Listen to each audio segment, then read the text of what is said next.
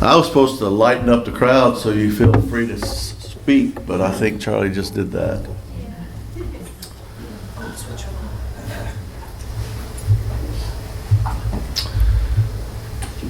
Some of you know my past, and you're probably afraid I'm going to stay here about 30 minutes, 45 minutes. But I'm not, I promise you. But I do have 3 points to my sermon. For point number 1, happy birthday, Charlie. Yes. Happy birthday. I'm glad you invited me, and I'm glad to be here.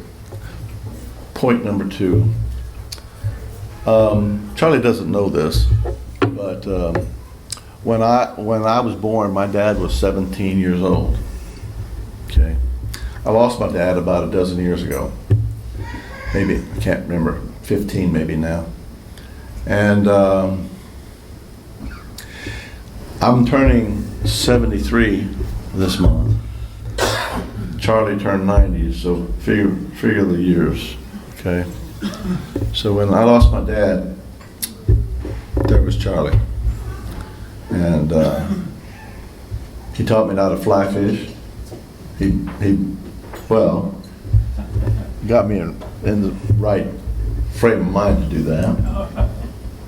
And he bought me waders. He bought me boots. So when you're out, you're laid out like that, you've got to go. So whenever the call comes up, whenever the flag goes up, I'm in the boat or on the creek with Charlie.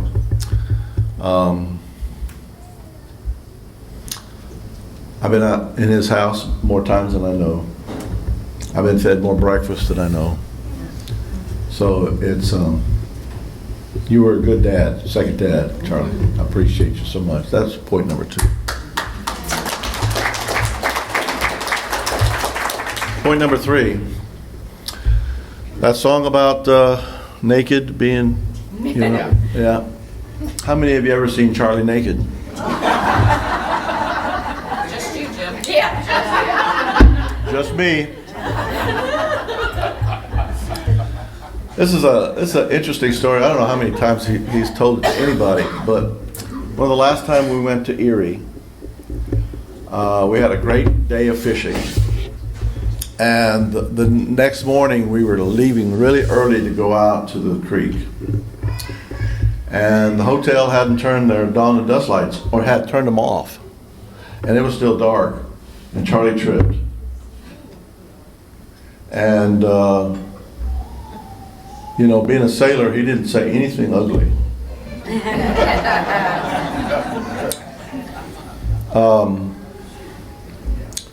By the way, the other connection that we have, this is point 2A. I was a grunt, and he was in the air. So we had that kind of common bond as well.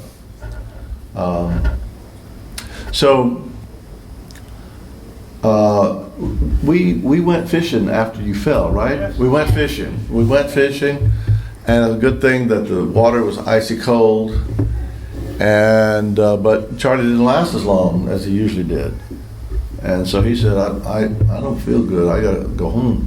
I gotta go to the hotel and rest. So got to the hotel, and he was so tired and weak he couldn't even pull his waders off. Okay, so I pulled the waders off. His underwear and long johns came with it.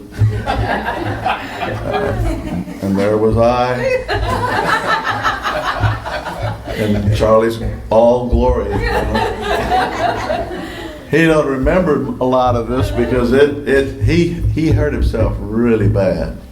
I must have poured maybe a quart of blood out of those waders. It was that bad. And he had been fishing, and and I was a medic in the service, so I did what I needed to do to stop the bleeding, and then I convinced him to go to the ER. Worst mistake I ever made. Because there was two maybe doctors there that didn't know diddly what they needed to do with a wound like that. they needed to pack it and send him home. That's what I had done already, packed it and put a compress on it. They took it off and they said they're going to stitch it up. And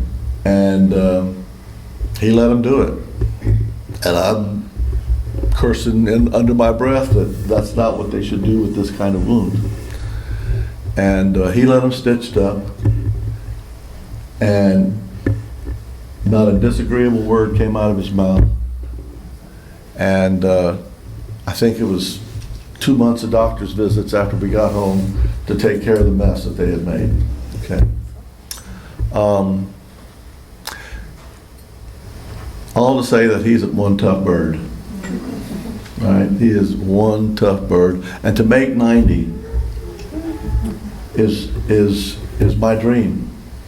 My other dream is to find some good-looking gals to take care of me like you have. But that's another story. So Ones that don't care how you look naked, right? I don't think they've seen him naked. And it hadn't hurt our relationship any. Because I don't look good naked either. But anyway, Charlie, I appreciate you. I really do. Miss you too. And I do miss you too. And I have moved up to Massachusetts, so our relationship is mostly by phone and by text and that kind of thing. But we try to keep in touch. And he still gets my mail from time to time. So, God bless you, Charlie. God bless you. And God bless everybody that's here. I'm glad you're here. I'm glad you're here for Charlie. And I hope that some of you have some more interesting stories to tell about him. Okay. No naked stories. All right. Okay. Thank you, Charlie, for letting me do this. Well done, Jim. Well done. Don't be shy, just come up. We're not going to do any direction. Charlie did not choose me, I chose Charlie. We were living next to this house that I'm out one Sunday and these couples walking around the house. It was for sale. Well, you want to choose your neighbors. Well, they looked reasonably nice. Audrey had a nice smile. So I went over and introduced myself, and he said, "Hi, I'm Charlie," and he retired from the Navy. I retired from the Air Force. But Audrey was so nice. And so, I told him all about the neighborhood and how nice we were and all that. And Charlie and Audrey and Marimby, and you had Chevy then, moved in and was our neighbor for 22 years. And during that period of time, we got to know them extremely well. And the fact that Charlie, on more than one occasion, saved Cindy and I, because when we'd have these giant deep snows, Charlie would call and say, "Cornbread and beans on the stove." So we would trudge over through all that to try to have lunch and not starve like we look like we starved, right? And I want to thank Jim, because I grew up in a Baptist church. I've never heard a Baptist minister preach and or give us program, and to your credit, you didn't pass the plate. Because they always do. Knowing Charlie enriches our lives, okay? Kinda. He enriches your vocabulary. But the big thing was knowing Charlie and knowing that we had a neighbor that did not matter what we needed, Charlie would have been there for us. That's right. And you guys that know that about him. You guys that don't know that, shame on you, because he's that kind of person.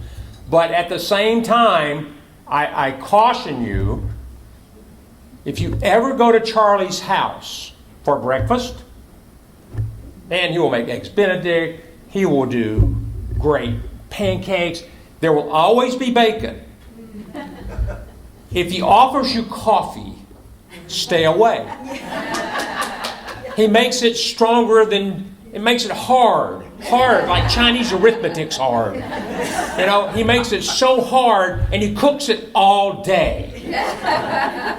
You pour cream in it, it does not change color.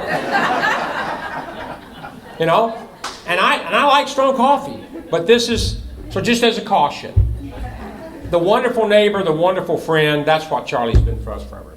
Thank you.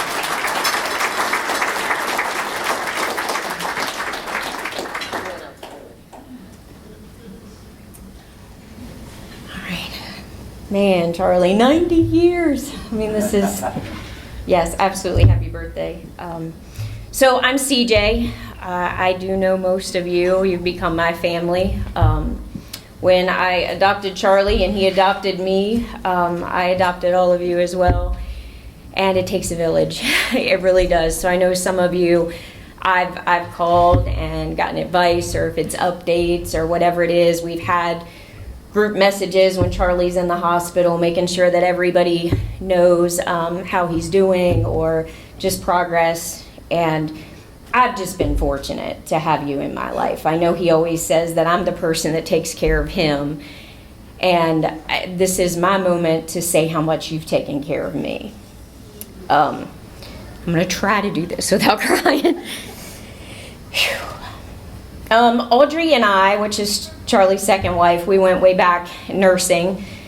She was my mentor early on when I took a job that she showed me compassion for those with addiction and substance abuse. And I remember sitting beside Audrey and saying things to her like, you know, when they get better and then they come back again, don't you feel like we failed? And she said, we've won because they did come back. And it changed everything about me. And I got a phone call, so I left that job and I kept in touch with Audrey. And she called me one day and she said, what are you doing? And I said, I'm working, and I was working at a job where I was teaching, and I thought that was my passion, that's what I was supposed to do. And she said, I want to retire. Will you come back and run the clinic? So not only was she there for me at the beginning of my career, I got to go relieve her from duty so she could retire, which was an honorable thing to be able to do, that she called me to do that. And it was shortly after that that Audrey was not well. And I called and I said, is there anything I can do? What can I do? And Charlie said she needs a bath. So I came over. And there was Audrey and I. Again, she was naked in the shower, so I have seen Audrey naked in the shower with me. And I said, Audrey, did you ever think in a million years the friends you pick would end up naked in the shower with you? But I was soaking wet with my scrubs, and there she was. And she just said she had felt so good after that shower. And those last few days were tough. And I saw all the family, and I saw the grief, and how much love this family had. So they got stuck with me after that. I stayed around, and I had lost my grandfather early in my life, and Charlie filled that for me. And you've taught me a lot of life lessons just through coffee talk. Again, the coffee, you're not lying. I mean, you're not lying about the coffee, but sometimes you have to say, has it been there? Did you make it yesterday or did you make it today? And we heat it up. But if you don't know where the plate of bacon is, I'm not telling you. Everybody should know where the plate of bacon is in his house. So Charlie taught me another lesson with life. He said, as I went through a lot of changes and my kids getting older and empty nest, and I went through a divorce and I went through a lot of things in my life, he said, you got to learn to let people love you the only way they know how.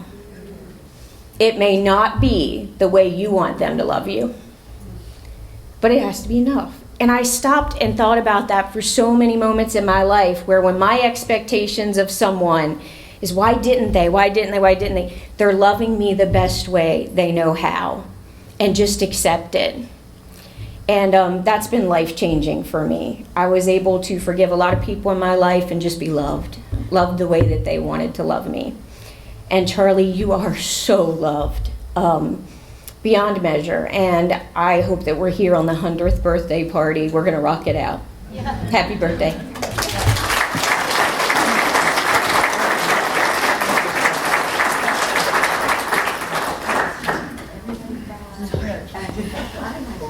Oh, here he is. This is my nemesis. So be it. Well, happy birthday, Charlie. Thank you. You know, I think it was about 3 days ago, your birthday? Yeah. Yeah. Well, it's official. You're really, really old. Okay. I got to tell you, though, and this happened just so recently. I got my ticket punched the other day. We were in York, Pennsylvania. We were coming down an elevator. The elevator opened up at the bottom, and this little girl went to get in, and her mother grabbed her and said something to her.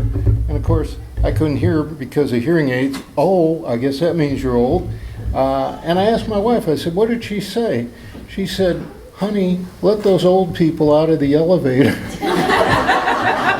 And I told her, I said, if only I'd heard that, I would have said, who came in? Anyway, I met Charlie 33 years ago.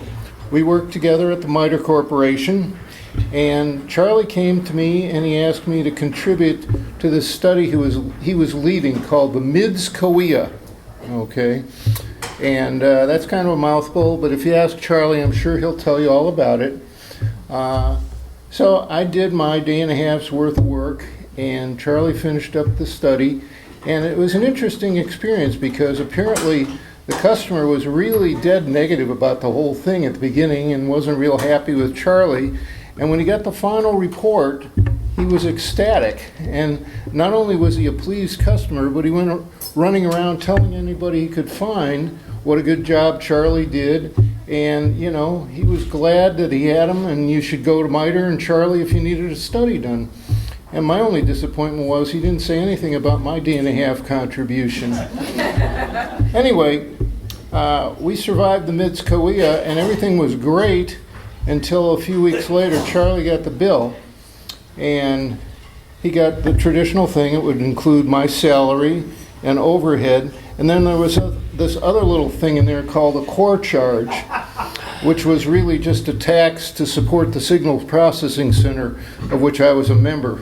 And Charlie was a little bit peeved about that, and you know, 33 years later, he still reminds me about that daggone core charge. Anyway, we got to be good friends pretty quickly, and realized that we enjoyed fishing together, and so we started going out fishing, and I made the mistake of betting Charlie $1 for the first fish caught and $1 for the largest fish.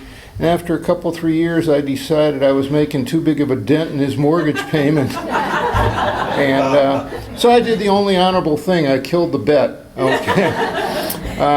What I will say is I made a big mistake, though. I should have bet on my wife when the three of us went fishing, because she always outfishes everybody. All right, well, I'm going to tell you a real quick fishing story. Probably a lot of you know Charlie loves to fly fish, and he arranged for a trip up in Erie, Pennsylvania to go steelhead fishing, and we had a guide, and we're out there fly fishing for these guys. And the guide walked upstream to go scouting other places to fish, because you can actually see the fish in the water, which was a big surprise to me when I first did this. So anyway, I hooked a fish, and God bless him, you know, he grabbed the net and waded right into the stream. He was going to do what the guide did and land the fish. And so he's out there with the net and everything, and the fish comes in. I'm reeling him in. The fish sees Charlie in the net and takes off again. And he did that about 4 or 5 times, and he started getting tired out. And so Charlie was just about to net him, and the fish actually swam around him and tangled him up in the line. Amazingly, though, we actually landed the fish. And we got him up, and I looked at it. I said, boy, this is a strange-looking fish. It doesn't look like what we've been catching. And by then, the guide was there, and he said, oh, no, that's a king salmon. He said, they're very rare. And Charlie's sitting there nodding because he's been jealous of that king salmon ever since. Funny thing is, I'm more impressed with his brown trout, but don't tell anybody I said that. All right, well, our friendship extended beyond fishing, and we've been to each other's houses many times. And I want to briefly say something about Audrey, because Audrey, to me, was the perfect combination of grace, wit, and determination. She was a wonderful lady. I always enjoyed my time with her. I know you miss her every day. And I know Audrey's looking down on all this, and I just want to tell her how much I enjoyed the time I spent with her. Well, the other thing about fishing with Charlie is you don't have to worry about carrying on the conversation. It just happens. And we get a stream of consciousness of various stories and what have you, but a lot of philosophy and wit and wisdom, and it sort of loosens everybody else up too, and so it makes the whole trip an enjoyable experience. But I actually pay attention to Charlie. He doesn't believe that, but I listen to what he has to say, and I've picked up many nuggets over the years that I felt were beneficial to me. But one thing I can say about Charlie is I think he's always lived his life by the golden rule. I think he's a wonderful human being, and I admire him greatly. Now, the other thing that's interesting about Charlie, and I'm sure a lot of you know this, is he's willing to actually write essays about what he believes, and he sends them out to us, okay?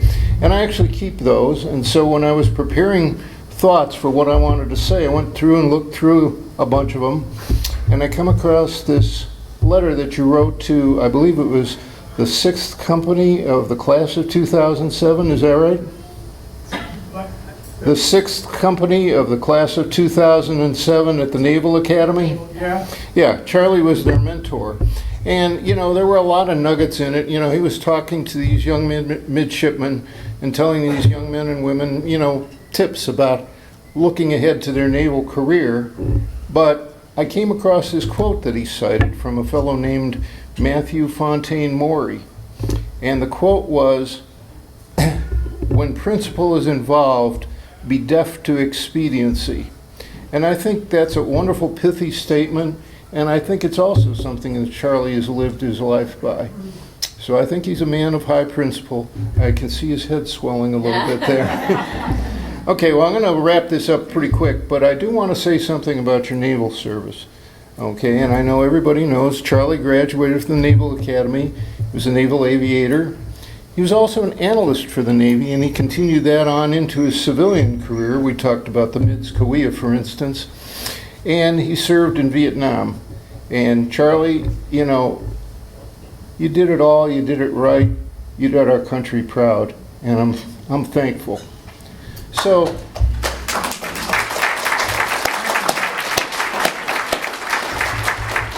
I think I'm going to wrap it up. I was trying to give you a few snapshots of our 33 years together.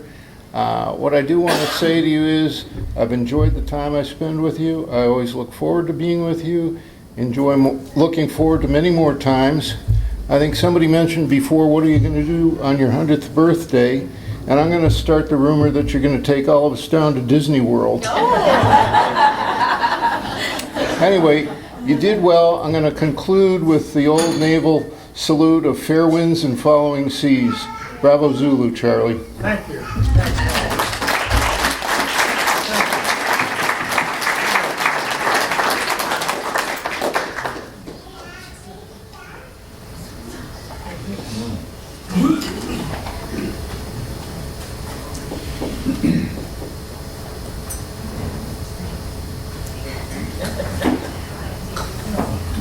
I don't like that smirk.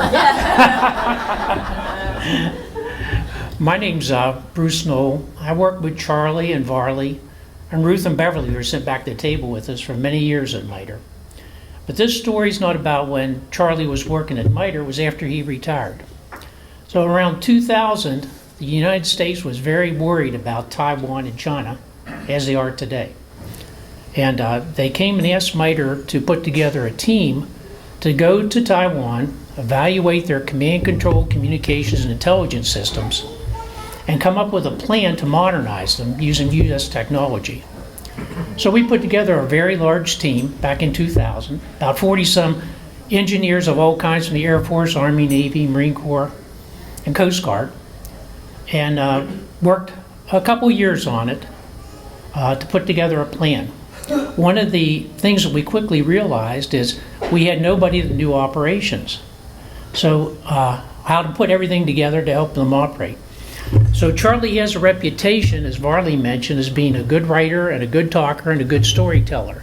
He was just the man we needed, but unfortunately Charlie had retired.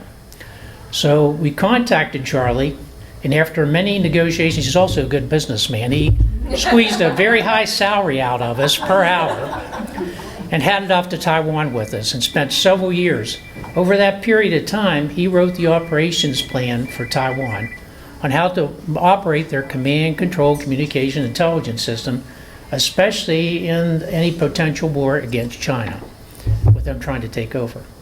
So one particular time, we were presenting our efforts to their chairman of their Joint Chiefs of Staff, which is a very similar setup to the United States.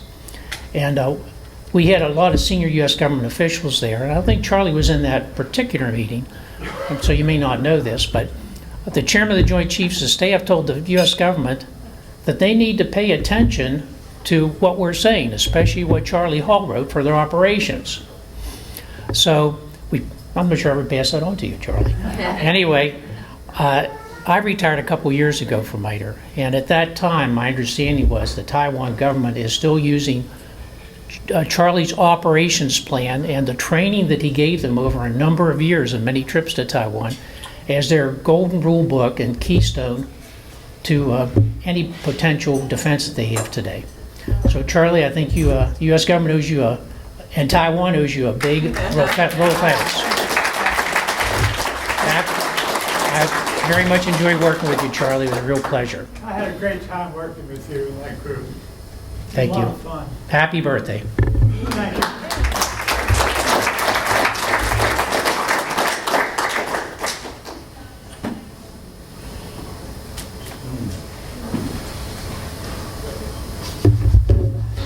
I'll also try not to cry. Charlie, happy birthday. Charlie keeps collecting women. He has scooped up my daughter, Jessica. Jessica met Charlie at my husband, Bill Alexander's 90th birthday 2 years ago. They were sitting opposite each other at a long table, and Jessica said to me afterwards, "I want to know Charlie better." I liked what he had to say. She went to him, she said it, she met him once again, and this is what she said to him: "When you have your 90th birthday, I'm coming." She also was the first one to say to Charlie, "I have to decline." She had a family conflict of her husband's wedding, a family wedding. That's where she is this weekend. But what I want to tell you about Jessica, you know, Charlie had printed those wonderful notepads with the photograph of him at the top holding a big fish.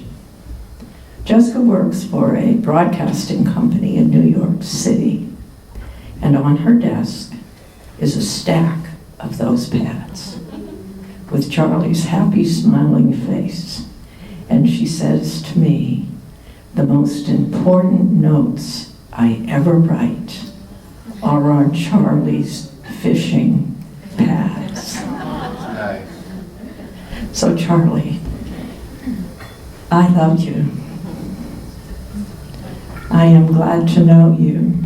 Without you and Audrey, Bill and I wouldn't be married. We courted from Charlie's house. And I am so delighted that you have scooped Jessica up into your heart as well. Happy birthday. Thank you.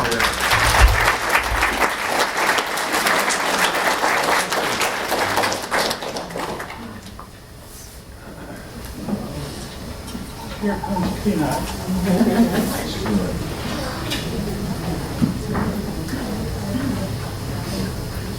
Don't like that smirk either. Charlie Hall. How far did we go back? 2010, I believe, wasn't it? 2010? Or 2000. I'm sorry, 25 years ago. Yeah, that's You had just come out of Maryland and came to Summit Point. we had just moved here from Summit. Yeah. Yeah. So, but you served on some boards in Jefferson County, and then you called me, and I called you, and I said if he served on them, he's coming to Berkeley County. Look out, we're going to get Charlie Hall. Let me tell you a couple other things before we get started. Charlie used to take some young people fishing, and he had a young boy that lives out there. Of course, Charlie lives out off Tuscarora Pike, and Charlie would take him out on Saturdays and teach him how to fish. And a little boy told him, he said, Mr. Hall, said, I'm not from around here. Charlie says, where are you from? He said, I'm from Inwood. Charlie and I worked together with the Berkeley County Ambulance Authority from 2000 up until probably 2010, 2012, somewhere around in there. Charlie became president of the board. Bill Alexander also sat on that board. Bill was a great asset to the board as well. But Charlie became president. Well, I was the program manager for the Berkeley County Ambulance Authority for almost 15 years. I served on the board before that, and Charlie became president. Well, then Charlie was actually my boss, because I worked for the board of directors, which was about 7 to 10 people. And you know how board members are. If anybody worked for a board of directors, Charlie Hall was one of the best that ever hit the Berkeley County Ambulance Authority. He was in my office every day. Every day he was just about in my office every day, which was a good thing. Because Charlie laid out a lot of the budget process that made it a lot better. Charlie and I was involved in purchasing property through the Ambulance Authority, remodeling property for the Ambulance Authority. Charlie and I served on several boards. We served on a board called TSN and regional boards, which met in Romney, West Virginia, in those areas, and Charlie and I used to travel to there. Charlie served on, of course, the Democratic Party, and I think he still does. He served on the executive committee, and I think he now serves also on the PanTram. So, Eastern Panhandle. I'm sorry.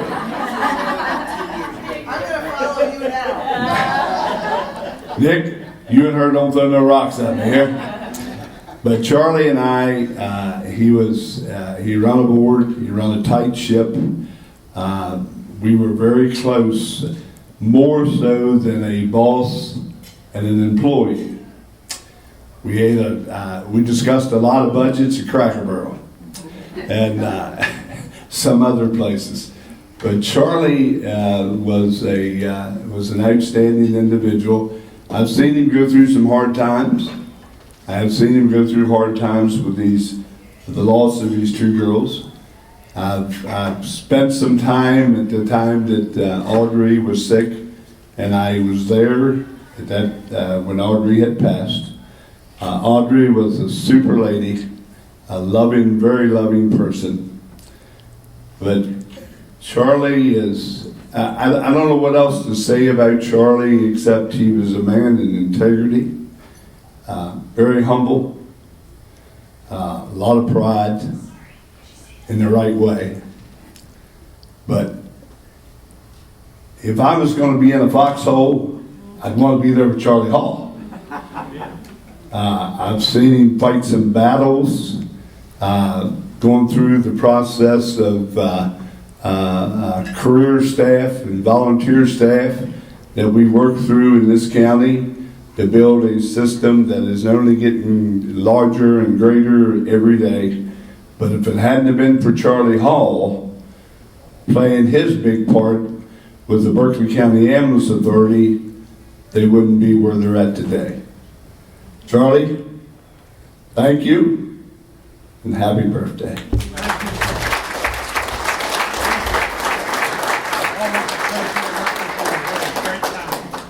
Great times. Don't beat me up too much.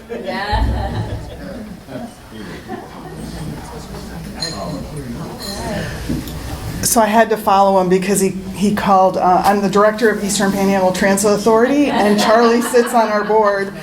When I got hired on at the Transit Authority in 2013, I was hired as the marketing director, and my number one job was to rebrand us and walk away from Pan-Tran.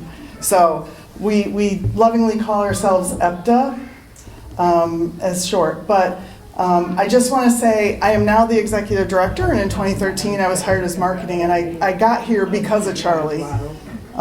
Charlie was very, no, that's fine. Charlie helped me move up within that organization, and he gave me the tool called Mission Critical. And if he has ever shared that Mission Critical with you, it's changed how I run. And Charlie has been my mentor. We got to authority about the same time. So we love you. Thank you. Thank you. So I'm gonna cry, so I'm gonna go.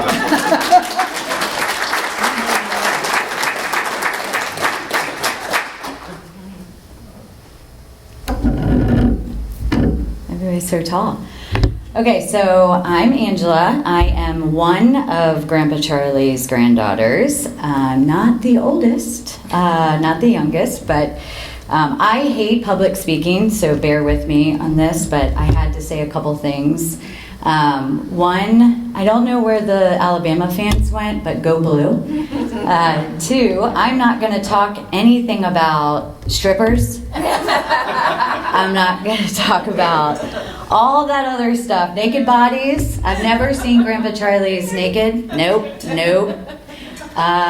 10 years ago, I gave a speech at your 80th birthday party. It was hilarious. Everybody that was there said it was hilarious. If you didn't think so, then you weren't there. Because it was good. But then he told me to stop calling him Grandpa. 10 years later, still calling him Grandpa. I'm comfortable with it. Hope you are too. I did want to say one story that always stands out to me when I think about Grandpa Charlie. Is that when I was a kid, we would go and visit Grandpa Charlie and Grandma Audrey. And for a kid, you know, his house was really cool. We'd run around and look at all the old pictures, and we'd hide out in Grandpa Charlie and Audrey's room. And we would just try to see which kid had the most pictures of themselves on the wall, right? Like Cheryl had 4, I had 17, whatever. So, and the horses. But I loved those pictures. But there were times where it was like so boring because they were talking about politics or the TV or adult stuff or just not, you know, what I wanted to talk about. And I didn't want to be asked about how my grades were in school or what I was up to, you know, because I was a bratty kid. But every time that I went, I knew one thing was going to happen. That Grandpa Charlie was going to share my love and cheese. And we were always going to have a spread, right? So we had multiple different types of cheese on the board. And then I got cheese to take home. So he would pack up cheese there, and I ate it all. And then he would pack up a to-go bag with cinnamon, remember the cinnamon donuts that we would eat the whole time we were there, and then take a full bag home. And he would give me cheese. And I always remember feeling seen and feeling like he is celebrating what I love and what makes me happy. And so that always made me happy. But I wanted to share that with you because my kids eat cheese all the time. All the time. And we always, no matter what event that Cheryl and I have, we always have a cheese platter. And we always try new cheese. I'm not a big fan of some of the goat cheeses, but I've tried them. Never a fan of the pickled watermelon. What was that? Watermelon rind pickle? Who eats that? Like, I don't do that. So, but I also wanted to give one other shout out, and it's something, a characteristic of you, Grandpa Charlie, that I hope I carry along with me, is that you always have such a special way of keeping the ones that we've lost alive and with us every time we're together. So happy birthday. We love you very much. And thank you for doing this.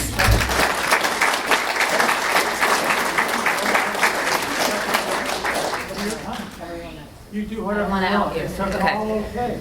Hi, my name is Christine. I'm really happy to be here. I'm with a contingent who's here from New York City. We drove down this morning because we wanted to be here with Charlie. I might be one of his newer friends. I've known Charlie about 5 years. I met him through Robin, who is a cousin and relative of many of you in the room. And I have to say that when Charlie came into my life, it was 5 years ago, which if everyone remembers was during the pandemic. It was a little bit of a scary time. But Charlie would come into this meeting. I get to see him every morning. And he brought so much joy and laughter and fun. And even though we never met until today, flesh to flesh, he has become a very, very dear friend of mine. And I can hear through all of the stories that I'm hearing that that's like a common thread in Charlie, right? That he endears himself to us very quickly. And so I just want to say how much I love you, how grateful I am to know you.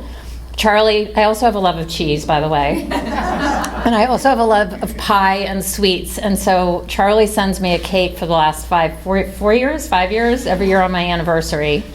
Found my favorite bakery in Brooklyn, orders it, has me go pick it up, and then I get to eat it with my daughter and friends at my home, and think of Charlie. So Charlie, I love you so dearly. I'm so glad I'm here today with you. Happy birthday.